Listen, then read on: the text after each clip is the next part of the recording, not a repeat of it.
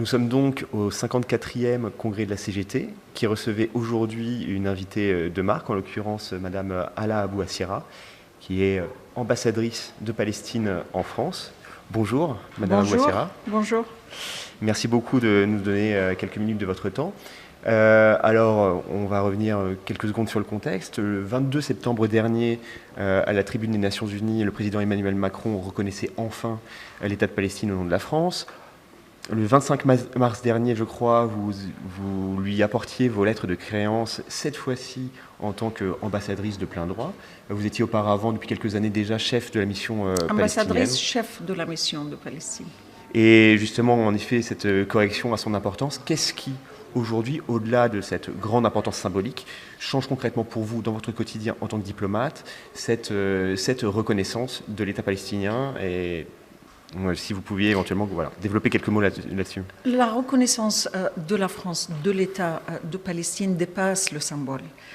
C'est une reconnaissance de plein droit, comme vous l'avez rappelé, de le droit du peuple palestinien à l'autodétermination. Ça veut dire le droit à l'indépendance, à la liberté, dans son État indépendant et souverain. Ça, c'est premier, c'est une reconnaissance de ce droit du peuple palestinien. Du coup, c'est une reconnaissance du peuple palestinien et son droit à exister. Mais aussi, cette reconnaissance met les deux pays, les deux États, à pied d'égalité, dans une logique de réciprocité, d'égalité, d'exister, de représentation également.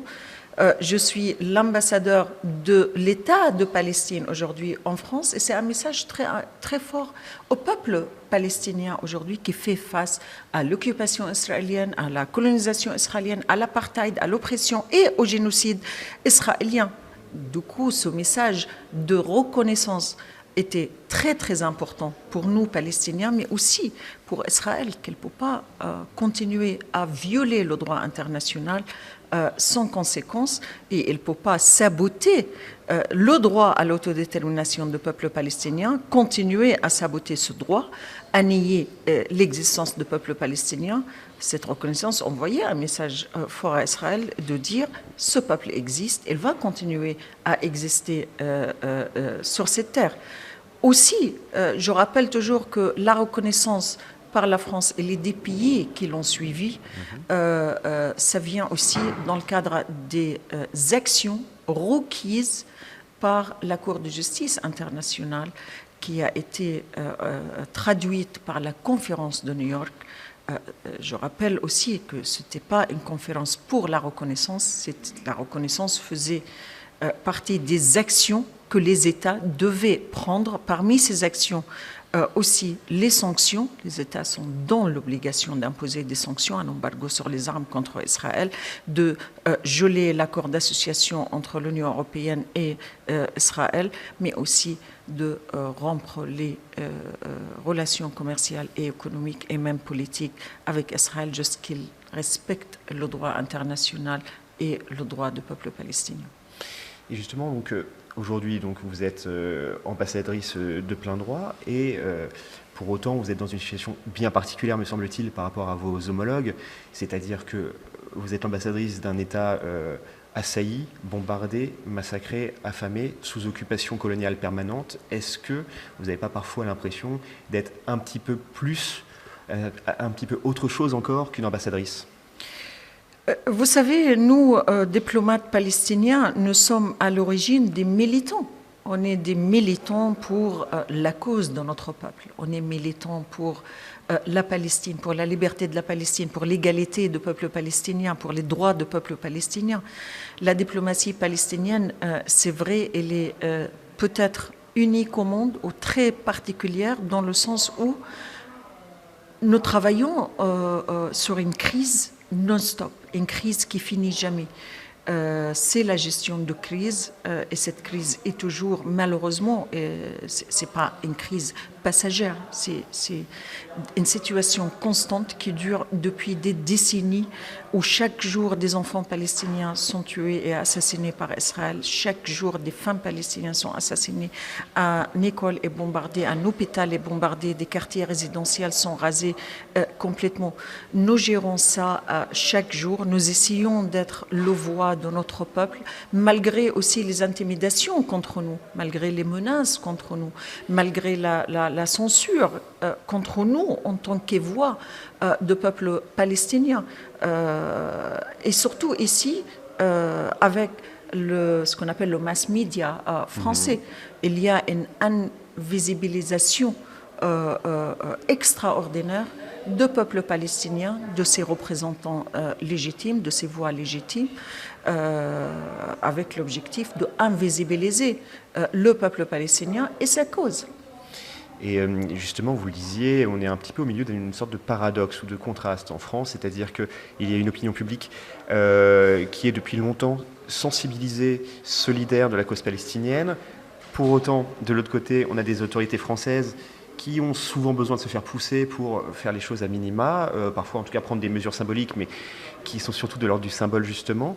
Et aujourd'hui, vous êtes donc au congrès de la CGT qui, avec d'autres, reprend le flambeau d'un combat, disons, anti-impérialiste, décolonial. Qu'est-ce que vous attendez aujourd'hui de ce camp anti-impérialiste, décolonial, pour aller plus loin pour la cause palestinienne ? Tout d'abord, permettez-moi de dire que le gouvernement français, à mon avis, a répondu aussi, en reconnaissant l'État de la Palestine, à une sollicitation et une demande française, de peuple français, le peuple dans toutes ses composantes politiques et sociales et régionales.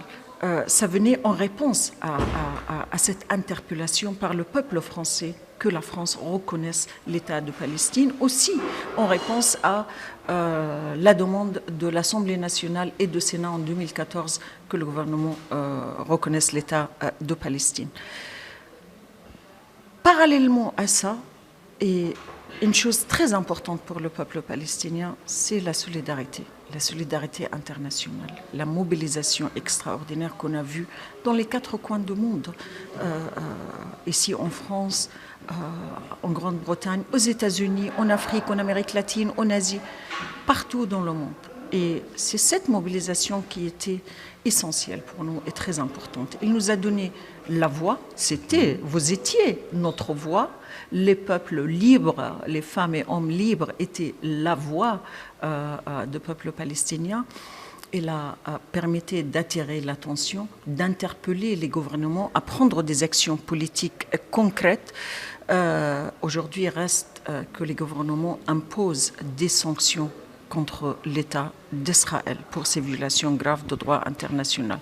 Mais sans la solidarité internationale, sans la mobilisation, sans la CGT, sans les syndicats, en général le syndicat international, la CGT, l'ensemble des syndicats européens et français, nous ne serions pas capables d'atteindre ou d'avancer dans notre quête.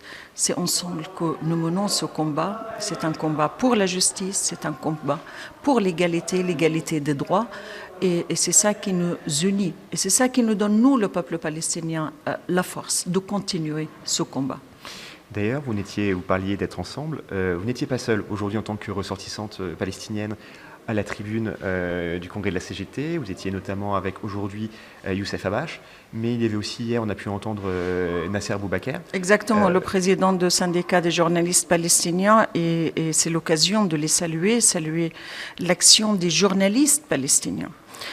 Vous savez, les journalistes palestiniens ont payé un prix très très cher lors de ce génocide et même en Cisjordanie et ailleurs. Nous commémorons le 3e année de l'assassinat de Shirin Abu Akleh, par exemple, qui a été assassinée en direct. Et jamais une inculpation a été faite contre le soldat qui l'a ciblé exprès.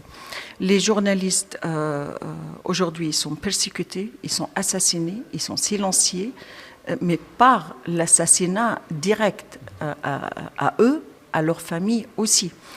Je les salue, je salue la lutte des femmes et hommes journalistes palestiniens, mais de peuple palestinien qui continuent à porter un message pour la paix aussi, mais une paix juste, et une paix juste basée sur les droits. À continuer à dire, on est obligé, on a choisi, nous, le peuple palestinien, de vivre en paix. Ça, c'est notre vocation. Ça, c'est notre message au monde entier, mais ça, c'est aussi notre message au peuple israélien. Nous sommes obligés à vivre ensemble. Je sais que nous allons pouvoir vivre ensemble, mais égaux, chacun dans son état indépendant et souverain.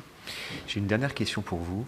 Vous avez en effet donc une relation évidemment professionnelle et aussi personnelle avec la France, qui remonte à loin, puisque donc vous êtes natif de Gaza, où vous avez commencé à apprendre le français, la civilisation française. Ensuite, depuis quelques années maintenant, vous y travaillez en France en tant que diplomate. Qu'est-ce qui a changé justement ces dernières années dans votre relation avec la France ? Vous savez, le peuple palestinien, je le dis toujours, on est francophile, on est né francophile et on devient francophone de plus en plus. Et notre relation avec la France est très ancienne. Elle remonte précisément à 1967, quand le général de Gaulle a fait sa déclaration très très importante en dénonçant et rejetant l'occupation, l'acquisition de la terre par la force, l'occupation de la terre palestinienne. Et cette relation continuait et restait dans la même lignée de soutien aux droits du peuple palestinien. Moi-même, je suis devenue francophone à Gaza, au CCF à l'époque, à l'Institut français de Gaza. Aujourd'hui, je travaille en France, j'ai travaillé auparavant. Le peuple français continue à nous envoyer un message constant et à nous prouver que nous sommes unis dans le combat pour les valeurs universelles dans lesquelles nous croyons tous et nous partageons les valeurs, je le répète et je ne cesserai jamais de le répéter, les valeurs qui nous unissent avec le peuple français et les autres peuples de la terre, c'est l'égalité, c'est la liberté, c'est la dignité humaine qu'on a vue complètement sabotée récemment en Palestine. J'ai vu un peuple français fidèle à ses traditions, fidèle à ses valeurs, fidèle à sa révolution française aussi. Et j'ai vu une France qui a honoré aussi sa promesse pour reconnaître l'État de Palestine.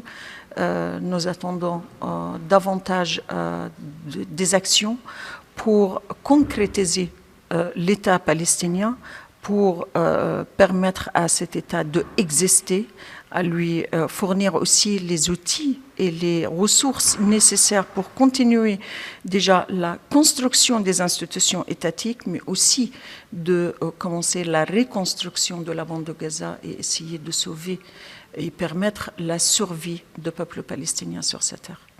Merci beaucoup, Hala Abou Assira. Merci.